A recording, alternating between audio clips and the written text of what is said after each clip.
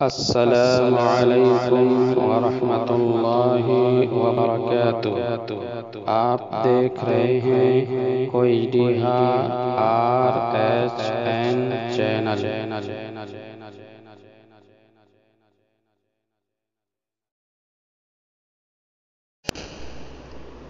الحمد لله نحمده ونستعينه ونستغفره ونعوذ بالله من شرور أنفسنا ومن سيئات أعمالنا من يهده الله فلا مضل له ومن يضلله فلا هادي له وأشهد أن لا إله إلا الله وحده لا شريك له وأشهد أن محمدًا عبده ورسوله أما بعد فإن خير الحديث كتاب الله وخير الهدي هدي محمد صلى الله عليه وسلم وشر الأمور محدثاتها وكل محدثة بدعة وكل بدعة ضلالة وكل ضلالة في النار.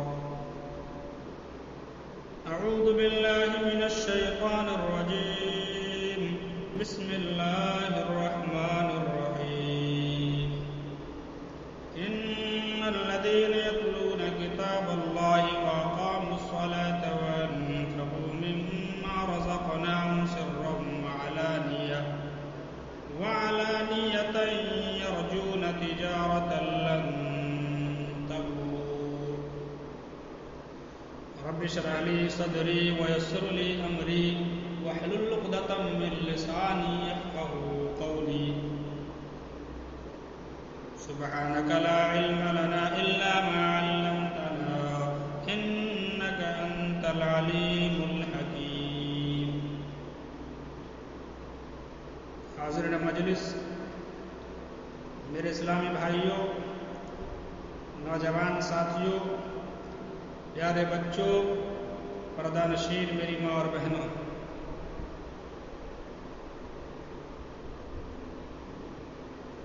آج کی اس مجلس میں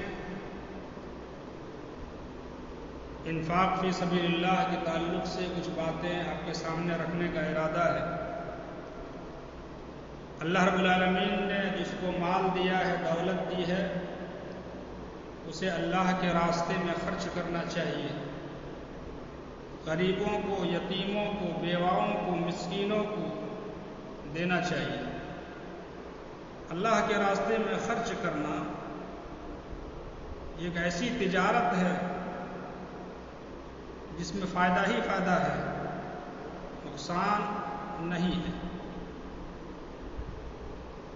دنیا میں ایک آدمی جب بزنس کرتا ہے، تجارت کرتا ہے، بیوپار کرتا ہے، تو اس میں گھاٹا بھی ہوتا ہے، فائدہ بھی ہوتا ہے. کورونا وائرس کی وجہ سے پوری دنیا میں جو مالی نقصان ہو رہا ہے، یہ ہماری آنکھوں سے اوجھل نہیں ہے. لیکن کوئی اگر اللہ کے راستے میں خرچ کرتا ہے، وہ ایسی تجارت کر رہا ہے کہ اس تجارت میں لاس نہیں ہے، گھاٹا نہیں ہے. اللہ تبارک و تعالیٰ نے فرمایا ان الذین یتلون کتاب اللہ واقاموا الصلاة وانفقوا مما رزقناہم. جو لوگ اللہ رب العالمین کی آیتوں کی تلاوت کرتا ہے، قرآن حکیم کی تلاوت کرتا ہے، قرآن کو پڑھتا ہے، قرآن کو سمجھنے کی کوشش کرتا ہے، وَأَقَامُوا الصَّلَاةَ اور نماز قائم کرتا ہے. نماز کا پڑھنا ہر مسلمان مرد عورتوں پر فرض ہے. وَأَنفَقُوا مِمَّا رَزَقْنَاهُمْ جو ہم نے ان کو رزق دیا ان میں سے خرچ کرتے ہیں. سرًا چھپا کر کے بھی خرچ کرتے ہیں، وَعَلَانِيَةً اعلانیہ بھی خرچ کرتے ہیں، دکھا کر کے بھی دیتے ہیں. وہ ایسی تجارت کر رہے ہیں، ایسی تجارت کر رہے ہیں جس میں گھاٹا نہیں ہے، فائدہ ہی فائدہ ہے. یہ آیت کریمہ بتلا رہی ہے اگر کوئی اللہ کے راستے میں خرچ کرتا ہے، اللہ کے راستے میں دیتا ہے، غریبوں کو دیتا ہے، یتیموں کو دیتا ہے، اس کو لاس نہیں ہوتا ہے بلکہ اس کو فائدہ ہی فائدہ ملتا ہے۔ اللہ کے راستے میں خرچ کرنے کے کیا کیا فوائد ہیں، آئیے ہم ایک ایک کر کے جاننے کی کوشش کریں گے۔ پہلا فائدہ، اگر کوئی اللہ کے راستے میں اپنے مال کو دیتا ہے، خرچ کرتا ہے، تو اللہ رب العالمین ایسے بندے سے محبت کرتا ہے۔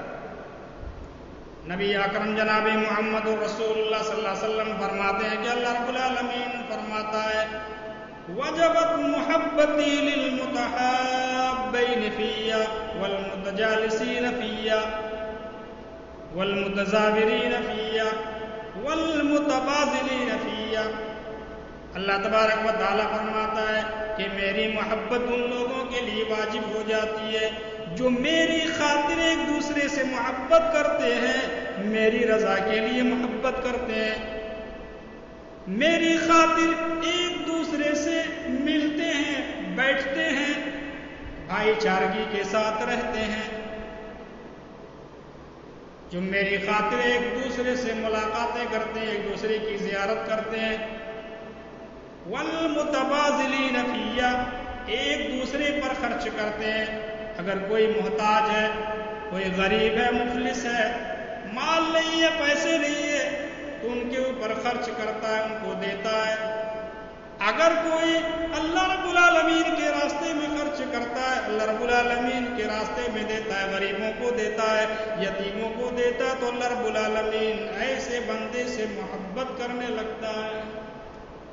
یہ پہلا فائدہ ہوتا ہے کہ اگر کوئی اللہ کے راستے میں اپنے مال کو خرچ کرے گا تو اللہ رب العالمین اس بندے سے محبت کرے گا۔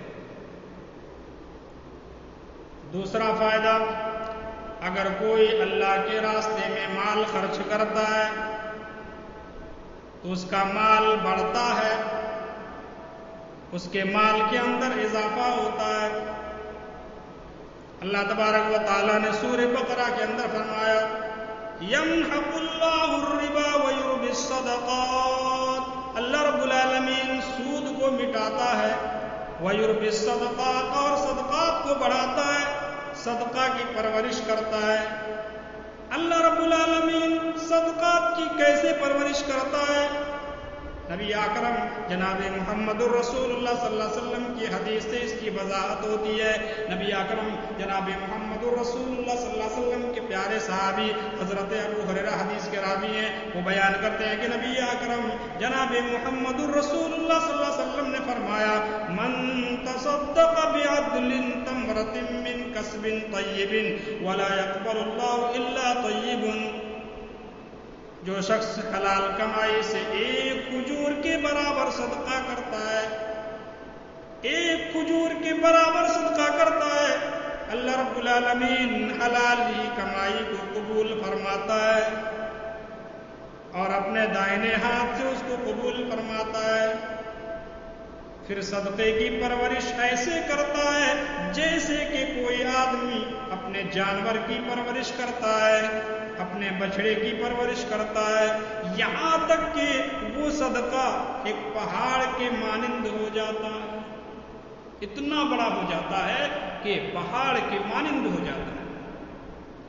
نبی اکرم جناب محمد رسول اللہ صلی اللہ علیہ وسلم اپنی امت کو تعلیم دے رہے ہیں، اپنی امت کو سکھلا رہے ہیں کہ لوگوں اللہ کے راستے میں خرچ کرنا، اللہ کے راستے میں دیتے رہنا، غریبوں کو دیتے رہنا، یتیموں کو دیتے رہنا، اور یہ نہیں سوچنا کہ اگر مال خرچ کریں گے تو مال کے اندر کمی آ جائے گی، مال کم ہو جائے گا۔ نبی اکرم جناب محمد رسول اللہ صلی اللہ علیہ وسلم نے صحیح مسلم کی روایت کے اندر فرماتے ہیں، نبی اکرم جناب محمد رسول اللہ صلی اللہ علیہ وسلم فرماتے ہیں ما نقصد صدقۃ من مال، صدقہ سے مال میں کمی نہیں ہوتا ہے، مال کم نہیں ہوتا ہے بلکہ مال کے اندر اضافہ ہوتا ہے۔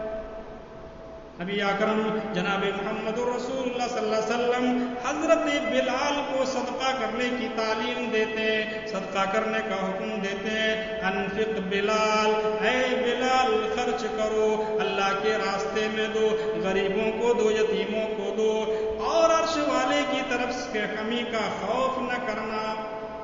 اللہ رب العالمین مال کے اندر کمی نہیں کرے گا. جو آدمی اللہ کے راستے میں خرچ کرتا ہے اللہ رب العالمین اس کو مال عطا کرتا ہے, اللہ رب العالمین اس کے اوپر خرچ کرتا ہے. نبی اکرم جناب محمد رسول اللہ صلی اللہ علیہ وسلم فرماتے ہیں کہ اللہ رب العالمین فرماتا ہے, یعنی حدیث قدسی ہے. نبی اکرم جناب محمد رسول اللہ صلی اللہ علیہ وسلم فرماتے ہیں کہ اللہ رب العالمین فرماتا ہے انفق یا آدم, اے آدم کے بیٹو اللہ کے راستے میں خرچ کرو. خرچ کرو, تم پر خرچ کیا جائے گا. اگر کوئی اللہ کے راستے میں خرچ کرتا ہے اللہ رب العالمین اس کے اوپر خرچ کرتا ہے, اللہ رب العالمین اس کو مال عطا کرتا ہے.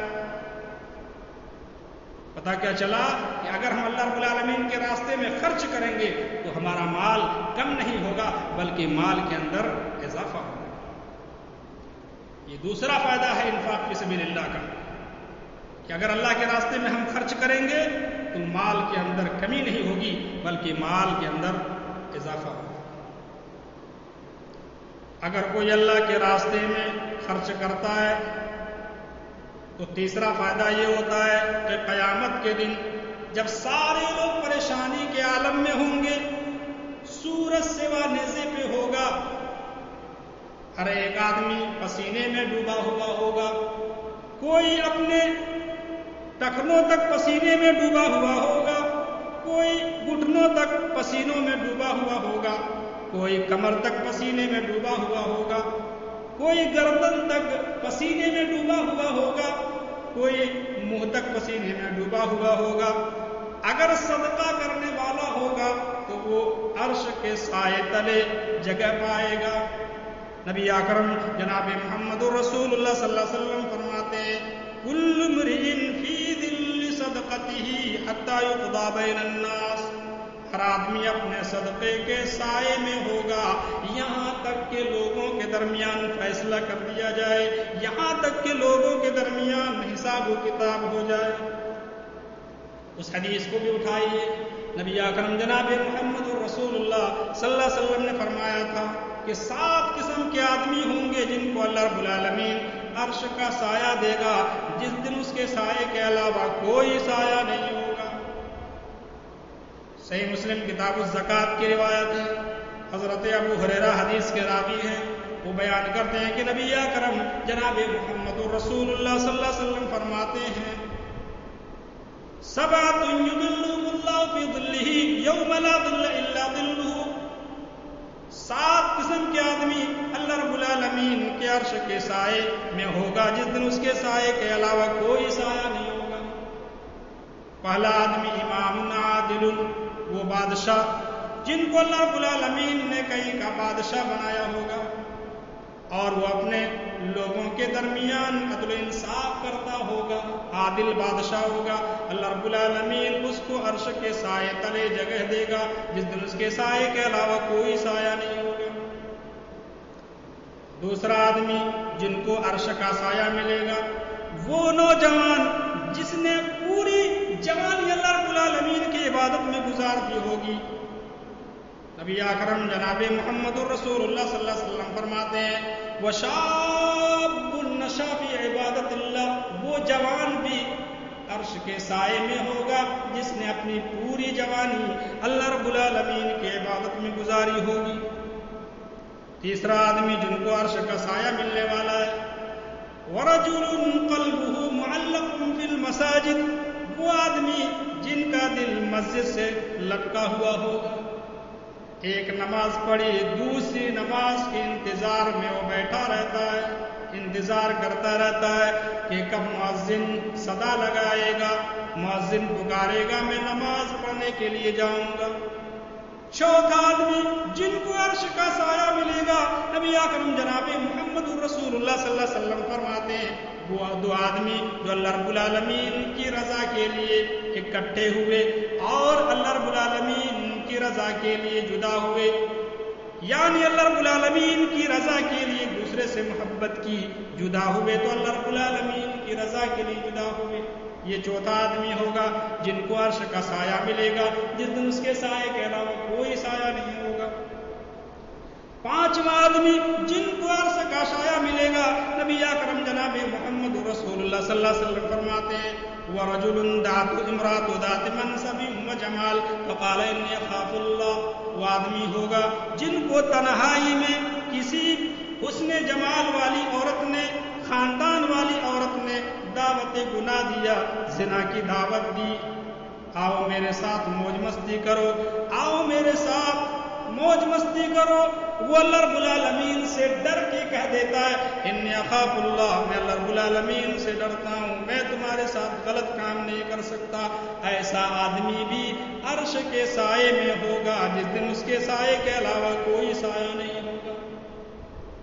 چھٹا آدمی جن کو عرش کا سایہ ملے گا، نبی اکرم جناب محمد رسول اللہ صلی اللہ علیہ وسلم فرماتے ہیں وہ آدمی ہوگا جس نے صدقہ کیا ہوگا، چھپا کر کے کیا ہوگا، اتنا چھپا کر کے کیا ہوگا کہ اگر اس کے داہنے ہاتھ نے صدقہ کیا ہوگا تو بائیں ہاتھ کو خبر نہیں کہ داہنے ہاتھ نے کیا صدقہ کیا۔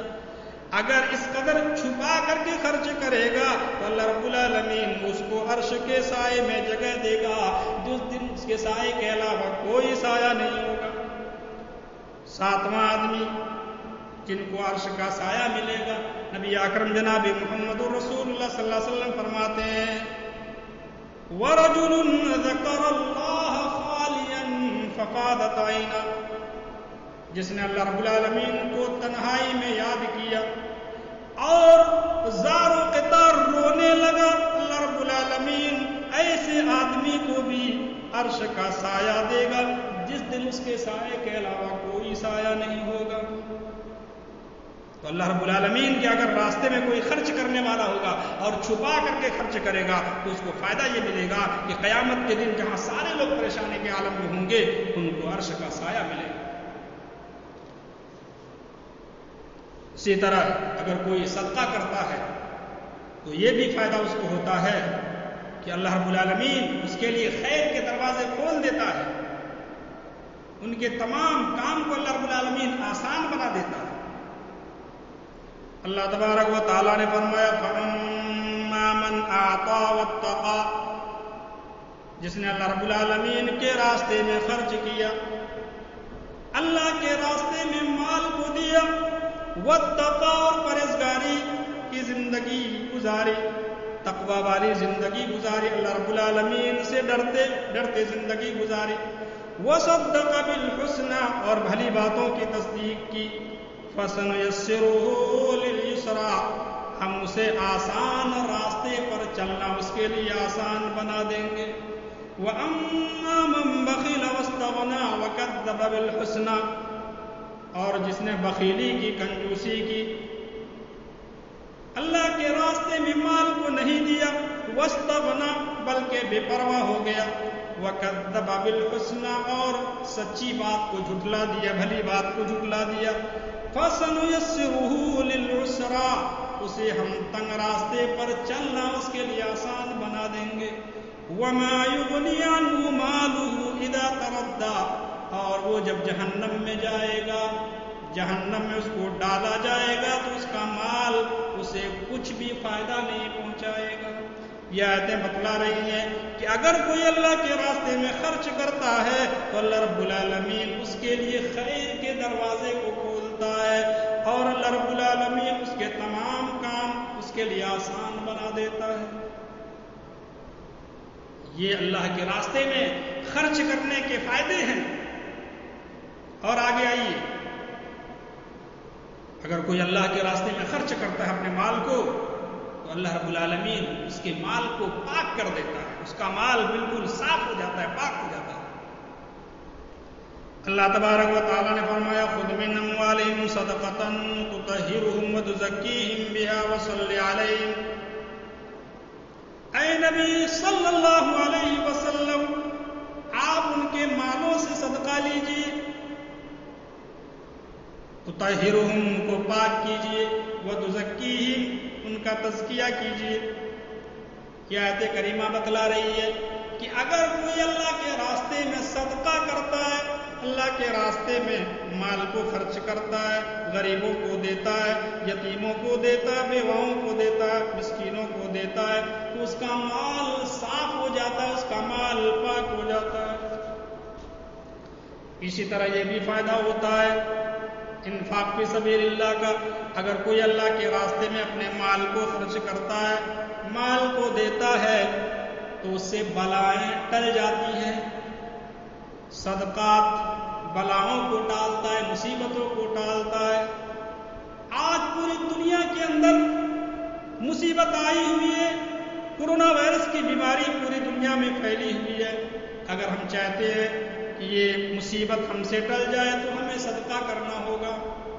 اللہ کے نبی جناب محمد الرسول اللہ صلی اللہ علیہ وسلم فرماتے ہیں ان الصدقۃ تطفئ البلاء، صدقہ بلاؤں کو ٹالتا ہے، مصیبتوں کو ٹالتا ہے، پریشانیوں کو ٹالتا ہے۔ اسی طرح صدقہ کرنے کا یہ بھی فائدہ ہے کہ صدقہ کرنے سے قبر کی گرمی کم ہو جائے گی۔ اللہ کے نبی جناب محمد رسول اللہ صلی اللہ علیہ وسلم کے پیارے صحابی حضرت عقبہ بن عامر رضی اللہ تعالی عنہ حدیث کے راوی ہیں، بیان کرتے ہیں کہ نبی اکرم جناب محمد رسول اللہ صلی اللہ علیہ وسلم نے فرمایا ان الصدقۃ تدفع عن اہلها حر القبور، یقیناً صدقہ کرنے سے صدقہ کرنے والوں کے لیے آگ کی گرمی کم ہو جاتی ہے، بجھ جاتی ہے۔ نبی اکرم جناب محمد رسول اللہ صلی اللہ علیہ وسلم نے فرمایا کہ قبر میں جب عذاب ہوگا تو صدقہ جو کرے گا اس کی گرمی کو بجھا دے گا صدقہ۔ یہ صدقہ کرنے کے فائدے ہیں۔ میرے بھائیوں، اگر ہمیں اللہ رب العالمین نے مال دیا ہے، دولت دی ہے، صاحب ثروت بنایا اللہ رب العالمین نے، صاحب مال بنایا ہے، تو ہمیں اللہ کے راستے میں خرچ کرنا چاہیے۔ جب موقع ملے، جس وقت موقع ملے، ہمیں اللہ رب العالمین کے راستے میں خرچ کرنا چاہیے۔ اللہ تبارک و تعالیٰ نے فرمایا الذین ينفقون اموالهم باللیل والنہار سرا وعلانیۃ فلهم اجرهم عند ربهم ولا خوف علیہم ولا هم يحزنون۔ جو لوگ اپنے مال کو اللہ کے راستے میں خرچ کرتے ہیں، دن کو بھی خرچ کرتے ہیں، رات کو بھی خرچ کرتے ہیں، جب موقع ملتا ہے دن کو موقع ملتا ہے دن کو خرچ کرتے ہیں، رات کو موقع ملتا ہے رات کو خرچ کرتے ہیں، سرن چھپا کر کے بھی دیتے ہیں، وعلانیتاً اعلانیہ بھی دیتے ہیں۔ فَلَهُمْ أَجْرُهُمْ عِنْدَ رَبِّهِمْ، ان کا اجر ان کے رب کے پاس ہوگا، وَلَا خَوْفٌ عَلَيْهِمْ وَلَا هُمْ يَحْزَنُونَ، ان کو کوئی خوف نہیں ہوگا، وہ غمگین نہیں ہوں گے، دنیا میں بھی ان کو کوئی خوف نہیں ہوگا، اور قیامت کے دن میں ان کو کوئی خوف نہیں ہوگا، وہ غمگین بھی نہیں ہوں گے۔ میرے بھائیو، اللہ کے راستے میں جب موقع ملے تب خرچہ کرنا چاہیے۔ آدمی نیکی کو اس وقت تک پا ہی نہیں سکتا ہے جب تک کہ اپنا محبوب مال اللہ کے راستے میں خرچ نہ کرے۔ اللہ تبارک و تعالیٰ نے فرمایا لن تنالوا البر حتى تنفقوا مما تحبون وما تنفقوا من شيء فإن الله به عليم۔ تم نیکی کو پا ہی نہیں سکتے ہو جب تک کہ اپنا محبوب مال اللہ کے راستے میں خرچ نہ کرو، اور جو تم خرچ کرو گے اللہ رب العالمین اس کو جانتا ہے۔